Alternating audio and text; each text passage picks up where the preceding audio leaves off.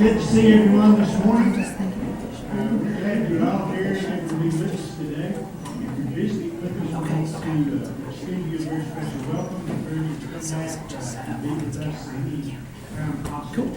If you are visiting, you can raise your hand at this time. A couple of young men will hand you a visitor's card. You will fill that out, place it in the offering plate. We can have a record of your attendance with us. This morning we're excited to have Rance and Melissa Schumacher with us, and their two beautiful daughters. Y'all did well, guys. Good. Yeah. Yeah, I know. Been there. Anyway, we're glad to have them with us. Rance is interested in our preaching job here today. We're going to have a potluck meal after services today. If you would like to stay and visit with them, if you have not met them, do so. Plenty of good food out there, so please stay, have some fellowship with us, and we'll have a devotional after that. We'll not have services at 6 o'clock tonight. We have a number of people we need to remember in our thoughts and prayers. Joyce Perkins, Loretta Frankenberry, Charlie Griswold, Marianne Maxwell, Pam Dollar's mother, Will Snellgrove, Andrew Cooper, Gaines family, the boys still in the hospital, but improved. We're better, so keep them in your thoughts and prayers. Mr. Tucker, Diane Reynolds, Pam Stokes' aunt. She is at home in hospice care right now. Jerry Jenkins, Pete Johnny's mom in your thoughts and prayers. Haley Estes, the Pike family, Mabel Tabor. I'm sure there's others out here in the community. Certainly, we're not without any things to remember in our thoughts and prayers as we go through the week. I'll get down here. There's a church directory going around. If you have not looked at that, look at your information. Make sure it is correct. If there's a mistake made, circle it and correct it. If there is anyone that hasn't had the picture made, if they would see Jeff or Carol and get their information in there, we can get that on the road to completion. September the 12th, mark on your calendar. Becky Blackman will be here. We'll have Ladies' Day, so ladies, mark that down on your calendar. Still need volunteers, help teachers for Vacation Bible School Team Possible. That's going to be July the 7th through the 10th. If you would like to help with that or need information, if you talk to Kenny or Chandler, I'm quite sure they can fit you there. I believe one more thing, just kind of a personal note here, and we mentioned today. This is Memorial Day weekend. Don't forget to re-support. Remember those people that give the sacrifice that we have freedom to come out. Enjoy the freedoms we enjoy in this country. So keep those people in mind. That's all the announcements I have. Again, we're glad to have all of you with us. Visiting our doors are always on that. Please come back and be with us any opportunity you have. We'll soon do our speaking.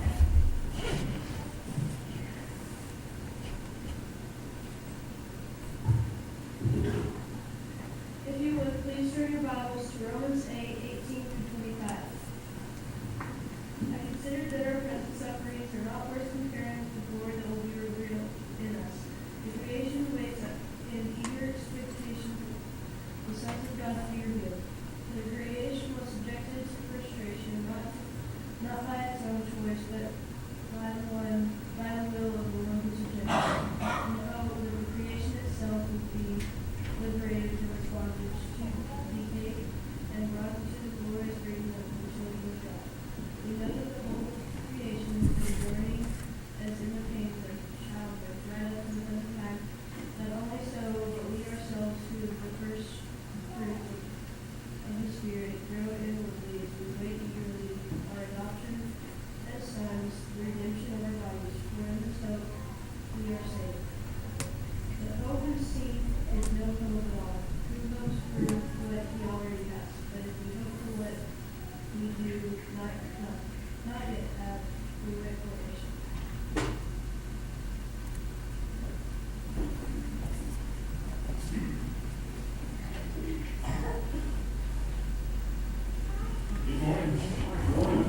here this morning. It's convenient, let's be standing for this opening. We will glorify the King of Kings. We will glorify the Lamb. We will glorify the Lord of Lords, who is the great I am. Lord Jehovah reigns in majesty. We will bow before his throne. We will worship him in righteousness. We will worship him alone. He is Lord of heaven, Lord of earth. He is Lord of all who live. He is Lord above the universe. All praise to him we give. Hallelujah to the King of Kings. Hallelujah to the Lamb. Hallelujah to the Lord of Lords, who is the great I am. Be seated. For this song, we will have our opening prayer. We place you in the highest place, for you are the great high priest. We place you high above all else, and we come to you and worship at your feet.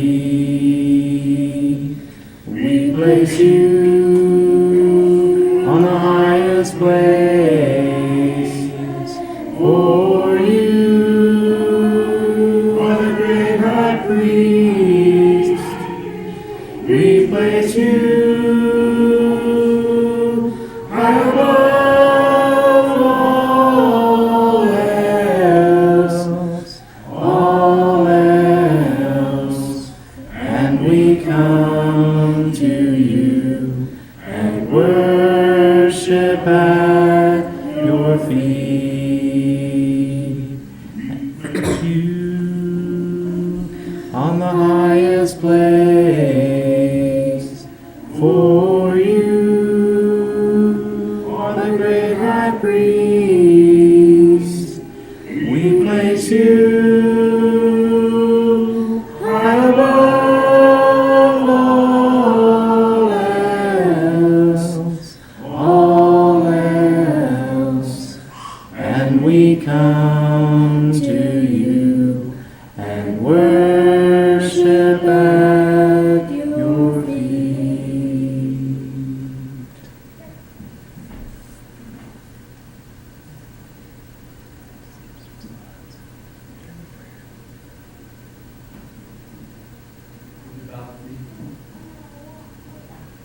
Our eternal Father in heaven, we thank you, Father, for the blessings of this day. The first day of the week, when we came together as children, community, Father, and love our hearts to be here and be edified by one another, Father. We thank you, Father, for much needed rain we've received, and be with those that are suffering from flooding, and lift them up, and pray that them have a great they can rebuild, Father. We know, Father, that you watch over all things that have not deserved, and you take care of our needs, Father. We know that you're a loving God. You have given us your Son, Father, who died on the cross for our sins, so that we may have eternal life and comforts of this life, Father. And know that you never work out, Father. Thank you for that Son, that sacrifice on the cross, and for the eternal life that forgives us, Father, and for that blood that cleanses us from our sins. We pray that you never take for granted, always live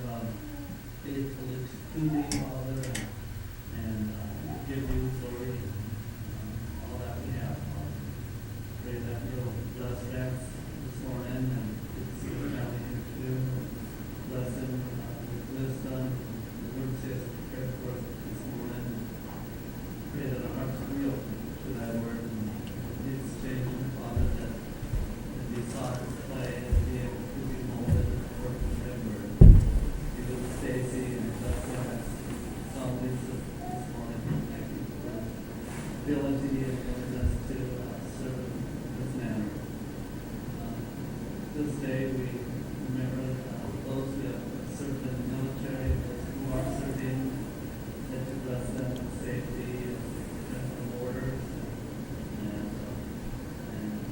serve you, serve our country, and just grateful for the military and just that they bless them with wisdom as they set down laws and provide give us, Father, of our sins. Thank you for your love. Your Son's name that we pray. Amen.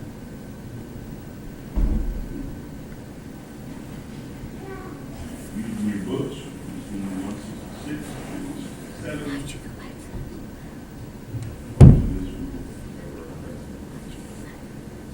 All day long of Jesus I am singing, He my song of joy will ever be.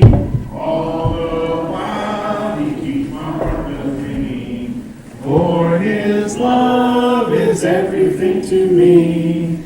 He's my King, and know I dearly love Him. He's my King, no other is above Him. All day long in rapture praise I sing. He's my Savior, He's my King. In His light I'm going home to glory, with the souls who trust His saving grace. Going home to sing and tell His story, in the blessed sunshine of His face. He's my King, and oh, I dearly love Him. He's my King, no other is above Him. All day long in raptured praise I sing. He's my Savior, He's my King. Hosanna, Hosanna in the highest. Hosanna, Hosanna, Hosanna in the highest. And Lord, we lift up your name with hearts full of praise. So be exalted, O Lord my God. Hosanna in the highest. Glory, glory, glory to the King of Kings. Glory, glory, glory to the King of Kings. And Lord, we lift up your name with hearts full of praise. So be exalted, O Lord my God. Hosanna in the highest. And Lord, we lift up your name with hearts full of praise. So be exalted, O Lord my God. Hosanna in the highest. Song after the lesson will be 909, and found 3. And Rance will just turn it over to you.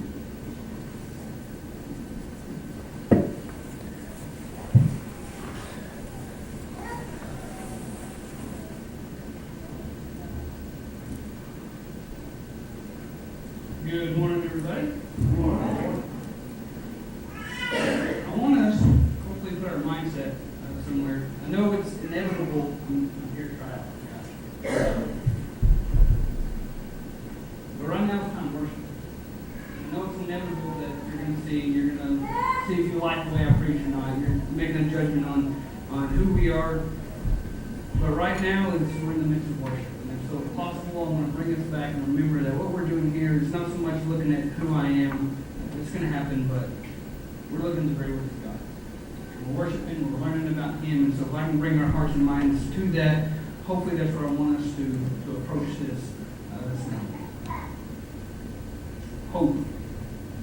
is many things. Hope is hoping that somebody brings your favorite potatoes to potluck. Hope is, your beloved Cowboys coming to the Super Bowl. It was a catch, by the way. Hope is that trophy buck going through your scope. Hope is hoping, you remember those times when you're a little kid and you're messing around in the pew and dad looks at you, maybe thumps you on the head, and you keep playing with your brother anyway, and you keep pointing to the bell. It gives you the home signal, and you know you're going to get a bus when you get home. Hope is being silent the whole way home, and when you get there, hoping that dad forgot that he actually did that. Hope is safety when our family members go out to work, they make it home back. Hope is that our kids make great decisions whenever they go off to college. Hope is praying that our men and women who are serving overseas make it back safely. Hope is those final goodbyes at the end of life and hoping that you actually let people know how much you really love them. Hope is a lot of things. And when I've mentioned all those hopes, really what you're at is the way we use hope in our common language is, I hope they bring the potatoes out. Maybe they didn't, or I hope they call that dead Brian kid, but maybe they won't. I hope I get to see that trophy buck this morning, but maybe I don't. Hope is it's something that we strongly desire, but we're not sure it's really going to happen. We just want it to happen. Biblical hope, on the other hand, is not that way. Biblical hope is a confident expectation of things that are going to come, knowing that they're going to come. It's an assurance that's there. And so when we read about hope in the Scriptures, it's not a wishy-washy kind of, I really hope Jesus comes back, but I'm not really sure he's going to. When he talks about hope and who we are, hope in Jesus Christ, hope in the promises that we have, what it's talking about is that confident expectation that God is really going to deliver what he promised on. And that's what we're going to be looking at here this morning. The New Testament lays even the Old Testament, the New Testament, particularly where we're going to be looking this morning, lays a solid foundation for hope in many different ways. In 1 Thessalonians, we're going to kind of jump off from there. We'll kind of be all over this morning. Some, hopefully we'll turn to some of this reference for the sake of time. But 1 Thessalonians chapter 4, Paul is writing to a group of people who had obviously already heard that the resurrection had taken place. People have come to him and says, look, you guys, you missed it. You're hoping for something that's not in there anymore. Jesus has already come back, and he's already taken everybody with him. And Paul writes to them in verse 13 of 1 Thessalonians 4, and he says, we don't want you to be uninformed, brother, about those who are asleep, so that you will not grieve as though the rest are having hope. I want you to grieve like how they're going out. And this hope is going to give you something that you can glory in. Verse 14, for if we believe that Jesus died and rose again, even so God will bring with him those who have fallen asleep in Jesus. For this we say to you by the word of the Lord, that we who are alive and remain coming to the Lord will not precede those who have fallen asleep. For the Lord himself will descend from heaven with a shout, and with the voice of the archangel, and with the trumpet of God, and the dead in Christ will rise first.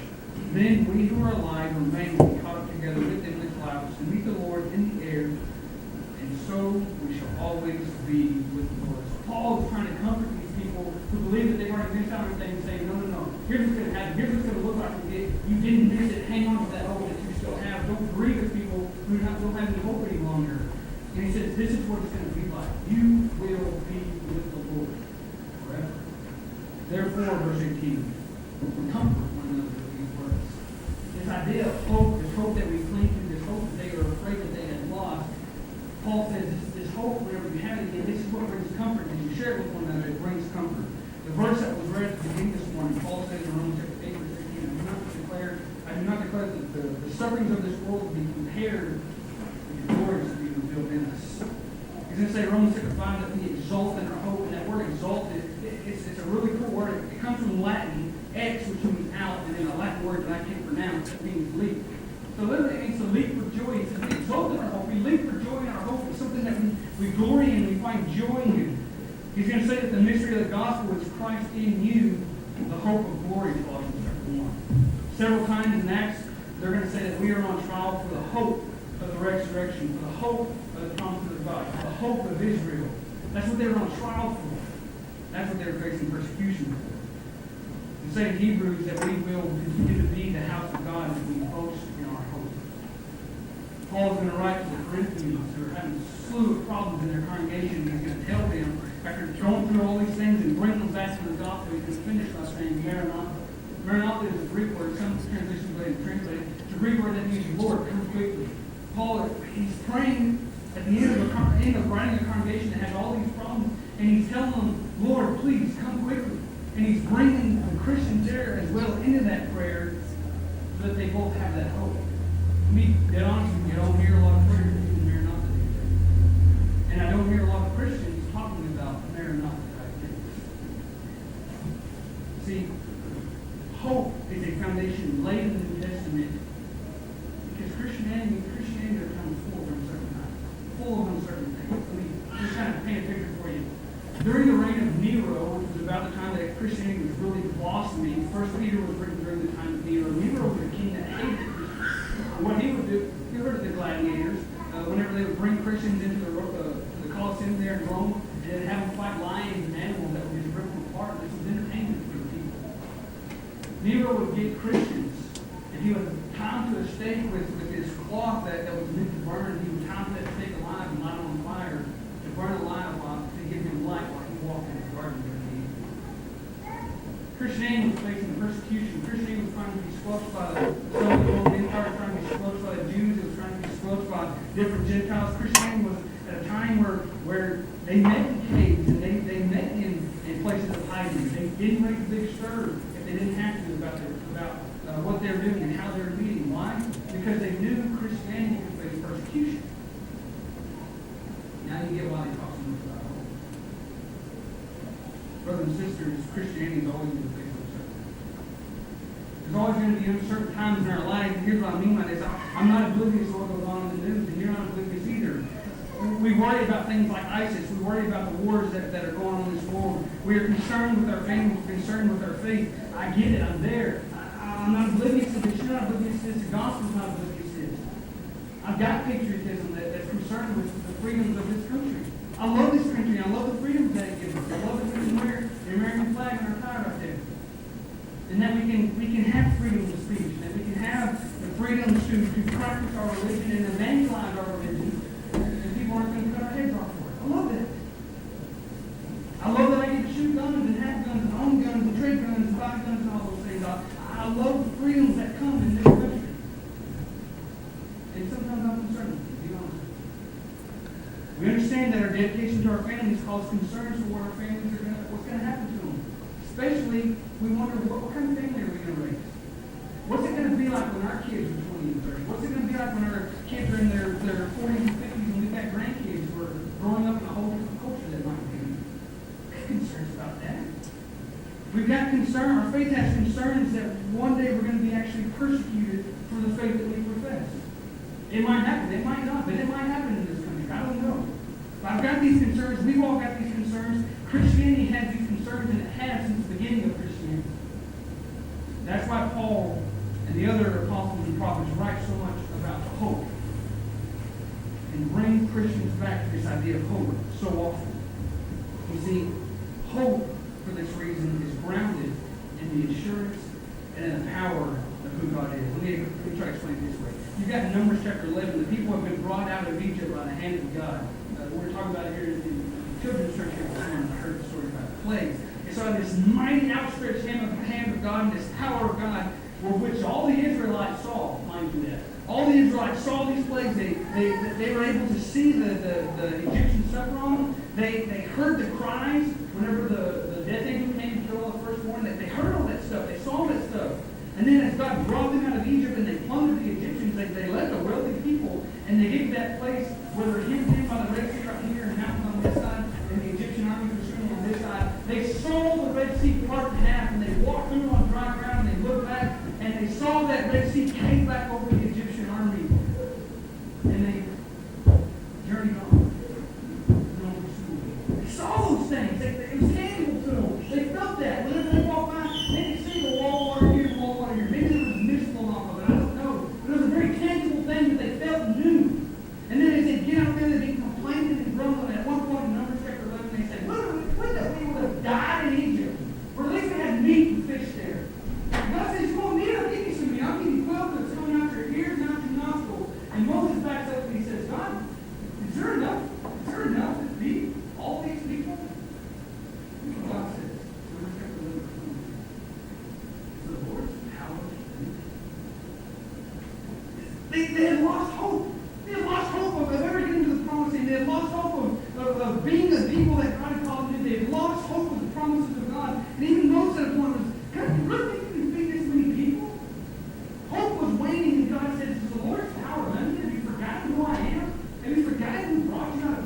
Have you forgotten what I did to bring you out of Egypt and to sustain you at this point? Your sandals aren't wearing out, your clothes aren't wearing out. You've got manna every morning, every night, and you've got water to drink. The rich young ruler that comes to Jesus, he says, what must I do to be saved? He doesn't necessarily think of that. And as the apostles hear this, and say, or Jesus does in his heart for rich man, he's easier for a camel to go through the eye of the needle. For rich man, the apostles hear this and they say, Lord, who did camel save? And God says, Jesus says, with God, all things are possible. Abraham in Romans chapter 4, it's given the story of Abraham. And Abraham was given a promise by God that your offspring will be as many as the stars in the sky, as numerous as the stars in the sky. You will have an offspring with which you will be blessed. He looks at the circumstances of this world and he sees that his wife Sarah is a dead woman and he's passed into childbirth. Those are these circumstances, just the facts. But Romans chapter 4 says that in hope against hope. When it looked like there was no hope, Abraham clung to hope and hope against hope and believed the promises of God, and it was credited to him as righteousness.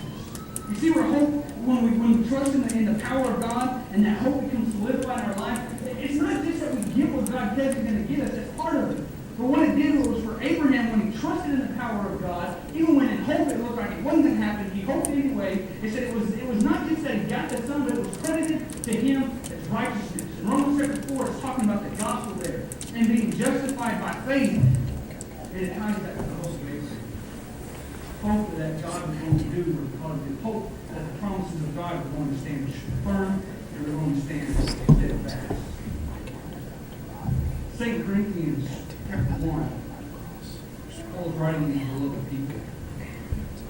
He says, we do not want you to be unaware, brethren, of our affliction which came to us in Asia, that we were burdened excessively beyond our strength, that we despaired even of life. Sure, maybe we've been burdened excessively. Maybe you've been despaired even of life. Paul said this is what I mean. Maybe you haven't. So this is where we were. It wasn't just a little bit of suffering, it was a lot of suffering. It wasn't just that we wanted our life again. We despaired of life. Indeed, we had the sentence of death within ourselves so that we would not trust in ourselves, but in God who raises the dead. Give you a little bit more of what Paul writes about apostles. In 1 Corinthians chapter 4, verse 8, it says, you are already filled, you already have become rich, you have become kings without us. And indeed, I wish that you had become kings so that we might also reign with you. For I think God has exhibited us as apostles, last of all, as men condemned to death. Because we have become a spectacle to the world, both to angels and to men. We are fools for Christ's sake, but you are perfect in Christ. We are weak, but you are strong. You are distinguished, but we are without honor. To this present hour we are both hungry and thirsty, and are poorly clothed, and are roughly treated, and are homeless. We toil, working with our own hands, and when we are reviled, we bless. When we are persecuted, we endure. When we are slandered, we try to conciliate. We have become the scum of the world, the dregs of all things evil. Paul's talking about this life as an apostle is not just slave trade. We go through hard times, we go through suffering, we go through pain. We're the scum of the earth, as he says. We go through hardship and discouragement of life. In the 2 Corinthians 1 where we were at, verse 10, he says, God who delivered us from so great a peril of death and will deliver us, he on whom we have set our hope. Here's what Paul's saying as an apostle. We go through uncertain times, we go through the hard times of suffering. Our Christianity is persecuted. Our reputation is obliterated, and here's what we do. We still trust in God. He gives us our hope. See, hope is power. When we trust in God, who is power. Romans chapter 5, where it says that we exalt in our hope, Paul said we also exalt in our tribulation. Sure, we can understand leaping for joy for our hope, but do we understand leaping for joy for our tribulation? Leaping for joy for our suffering? That's what Paul says we do. Because we exalt our tribulation, knowing that tribulation brings about character. Character. Suffering, perseverance. Tribulation brings about perseverance. Perseverance brings about character. Character brings hope. And hope is not disappointed, for the love of God is before that into our lives. Should we say, we can exalt whether we're in hope or we can exalt whether we're in tribulation? Why? Because Christianity, faith, hope, God doesn't exist in our circumstances in life. We can be in adversity. prosperity. It doesn't matter. Christianity is based on who God is, an unchanging God, a God who does not change like shifting shadows, James is going to say, or a Christianity hopes in somebody who is powerful and limitlessly powerful. And he says it doesn't matter what comes at us, whether it's good or bad. We can hope, we can exult in hope, we can exult in tribulation, knowing that God is still working in tribulation to bring us hope and which he pours the love of God into our hearts. It doesn't matter if we're Christian. See, limitless power that's given to our God works on behalf of the Christian. We looked at that class. But it's also found in the assurance of who we are in the blood of Jesus Christ. See, Romans chapter 6, we hear a lot. We go on things that grace may abound. And we talk a lot about grace doesn't give us an excuse to sin, and it doesn't. That's absolutely true. Back up 2 verses there, and look what he says. When our sin increased, grace abounded all the more. See, the assurance of the blood of Jesus Christ that you cannot out-sin God's grace doesn't give you a license to sin, but it also doesn't say that you can sin out God's grace. God's grace is bigger than that. Jesus' blood is bigger than our sin. And when we can hope in that and glory in that, let me illustrate this way. You know why 100% of Americans don't play the lottery? It's because 100% of Americans aren't convinced they're going to win the lottery. 100% of Americans believe they could actually win the lottery. We play it every single week. Sad truth is, there's not 100% of Christians that believe that the blood of Jesus is good. They sit in pews week after week. They pray. They take part in communion. They take part in the fellowship. They love God with all their heart. I'm not sure their salvation. See, those people in life with a wishy-washy kind of hope that we might use today, not in the biblical hope that's found in Scripture. The hope that, yes, God is going to fulfill the promises that we have, this assurance that we have. He says over there in 1 Peter that we have a faith that is unblemished, undefiled, will not fade away, and is reserved in heaven for you. See, the faith that we profess, whenever we give Jesus our faith and put it wholly in Him and wholly in His blood, gives us a hope of which it doesn't matter what comes at us. We know better things are coming. Zambia, there was a brother there. We were in Zambia. It was 2007. I was in Zambia. It was way out in the bush, 2 hours away from any kind of civilization. No running water, no electricity, thatched houses, all those things. If you had a bicycle, you had a really nice car. And there was a brother there who would come to Bible studies. And these guys don't know when they're going to get their next meal. They're going to get 2 meals one day, 1 meal one day, or 0 meals. They don't know when their next pair of shoes is coming. They don't know if they have clothes for the kids. Or not. He'd come to Bible study every day that we had it. He rode his bicycle up there. And then he had a humongous mud flap on the back of his bicycle. Like he was off the road. And on the back of that mud flap it said, "Never mind. Better days are coming." And then he put a knife to it. He's got a knife. Never mind, better days are coming. Here's a man who knew poverty like I could never experience it before. Who knew suffering like maybe I've never experienced before. Who knew fear maybe like I've never experienced before. Who didn't know if his kids were going to eat that night. Didn't know if his kids were going to be warm that night. Didn't know if his kids were going to be attacked that night. Didn't know all kinds of stuff. But what he did know is that he served a God who was powerful, and he served a God who was in his salvation. He was assured that it was going to come. So he said, never mind, better days are coming. It's a great approach to life that he lived. And he lived that kind of life every single day. In Hebrews chapter 10, you come across a group of people. Well, Paul just says, remember the former days when after being enlightened, you endured a great conflict of sufferings, partly by being made a public spectacle through reproaches and tribulations, and partly by becoming sharers with those who were so treated. For you show sympathy to the prisoners and accept joyfully the seizure of your property. A great area of conflict. They took your property from you that you shared with these people, and you had sympathy with these people. These are people that felt handedly again the sufferings of being a Christian. And which the things that they held dear were completely taken away from them. And he said, you joyfully accept the seizure of your property, knowing that you have for yourselves a better possession and a lasting one. Therefore, do not throw away your confidence, which has a great reward. For you have need of endurance, so that when you have done the will of God, you may receive what was promised. For yet in a very little while, he who is coming will come and will not delay. But my righteous one shall live by faith, and he shrinks back the soul of the blood of him. For we are not of those who shrink back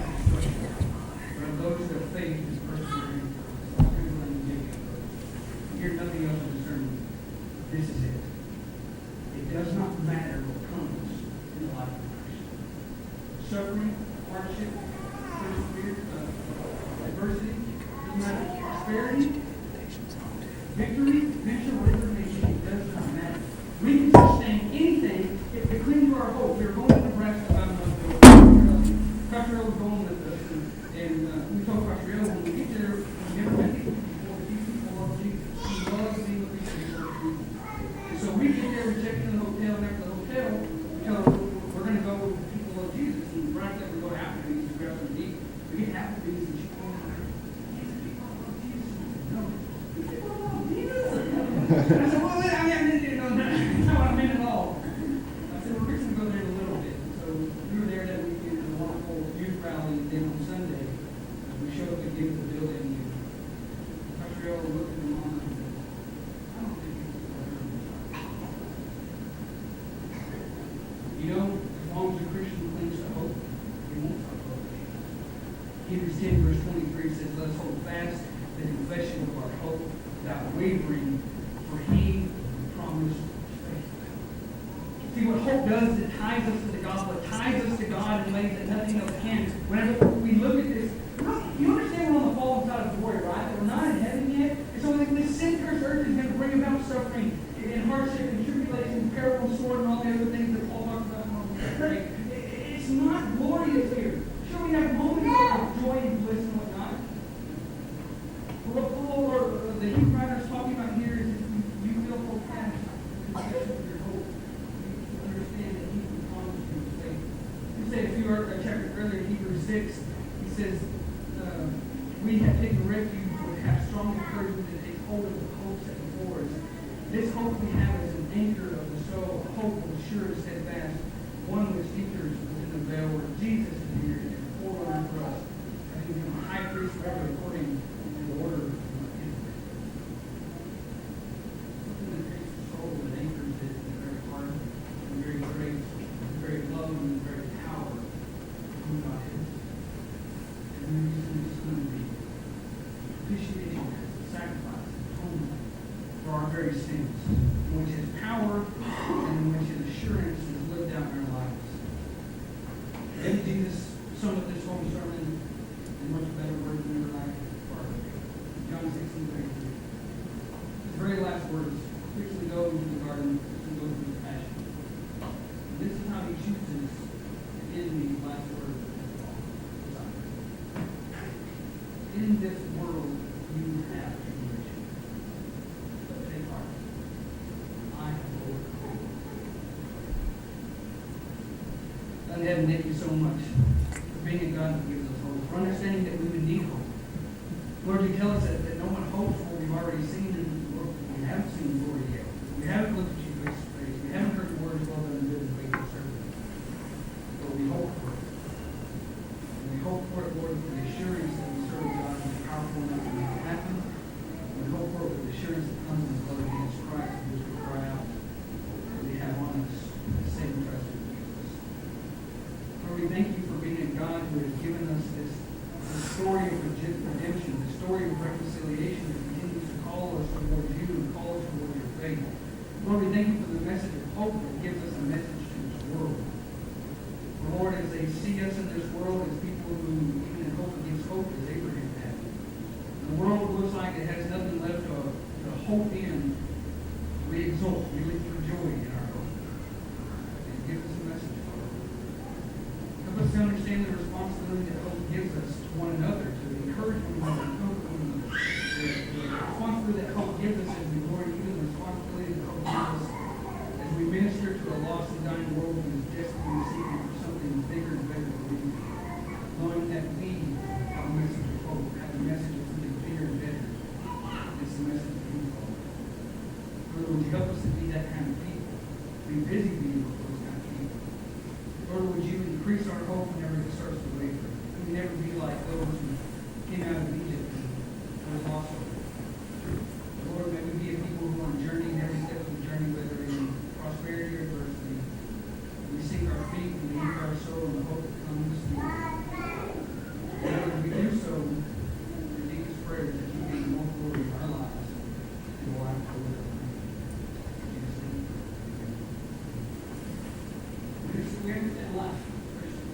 We understand fellowship. We're here to comfort one another. We're here to encourage one another. We're here to be there for you to walk in this journey of hope, walk in this journey of faith. So if there's anything that we can do for you this morning, give an invitation. This invitation is open. This invitation is for everyone to come, so that we can minister to each other and minister to you. Or if there's somebody here this morning who does not yet have this hope in the Father, who doesn't know how to experience it in a tangible way, we can make that happen for you this morning. We can help you join in and grab hold of the hope that comes from Jesus Christ, of being washed in the waters of baptism, being washed in the blood of Jesus. Whatever we can do to let you experience that this morning, you can let us know. Stand and sing. There's a fountain Some free is for you and me. Let us haste, oh haste to its brink. 'Tis a fount of love from the source of love, and He bids us all freely drink. Will you come to the fountain free? Will you come?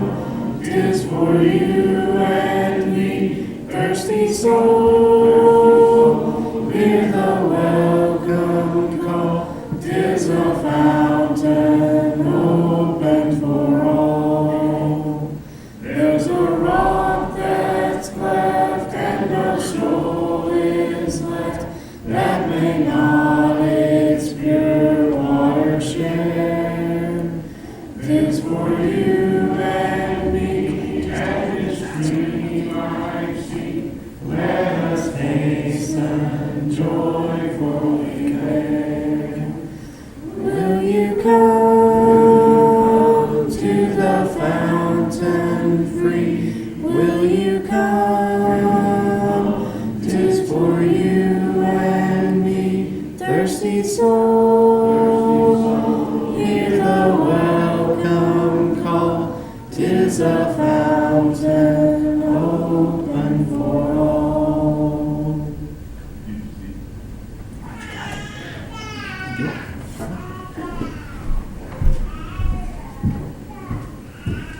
prepared to take more supplements and functions of the Savior. That is treated in one of those. My precious Savior suffered pain and He bore it all, that I might live. Sons of sin and set captive free, He bore it all, that I might live. Jesus bore it all, sin's running faith, He bore it all, that I might live. Stood into doubt, stealing from my place,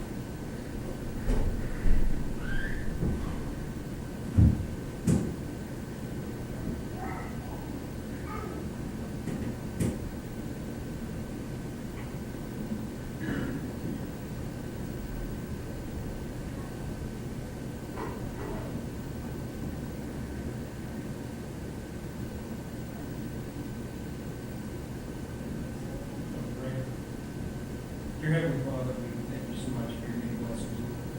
Most of all, Father, we thank you for your Son, who died on the cross of Calvary, gave his life for us. It is now, Lord, we take this cup, represents his blood that we shed for the remission of our sin. In Jesus' name we pray. Amen.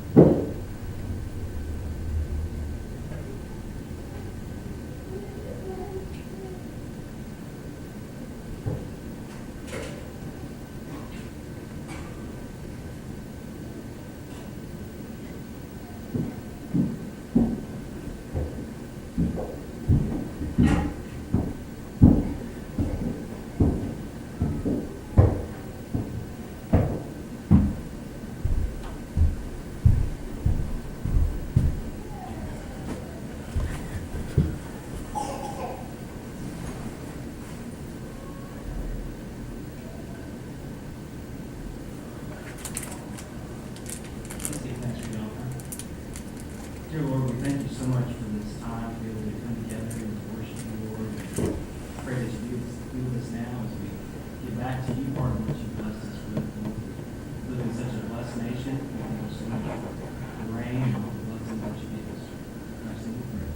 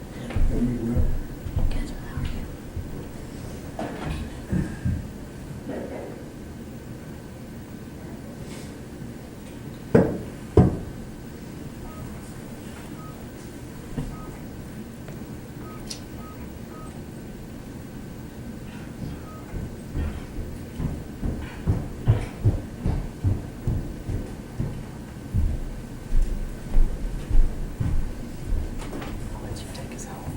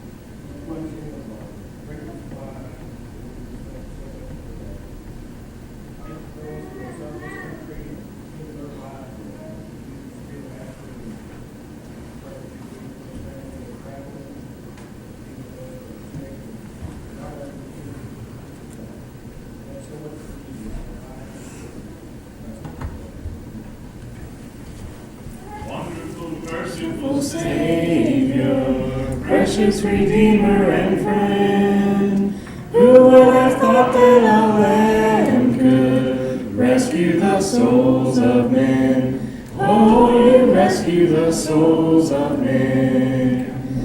Almighty infinite Father, faithfully loving your own, here in our weakness you find us, falling before your throne. Oh, we're falling before your throne.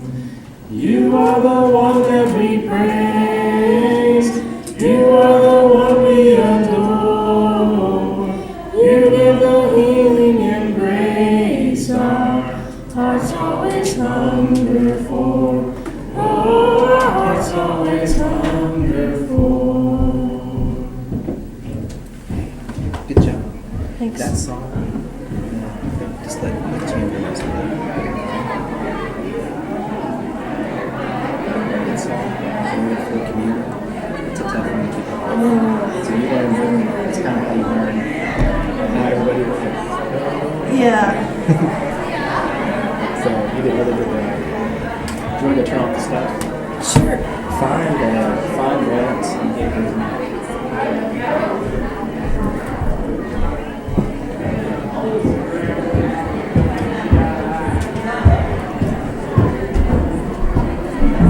I didn't want to touch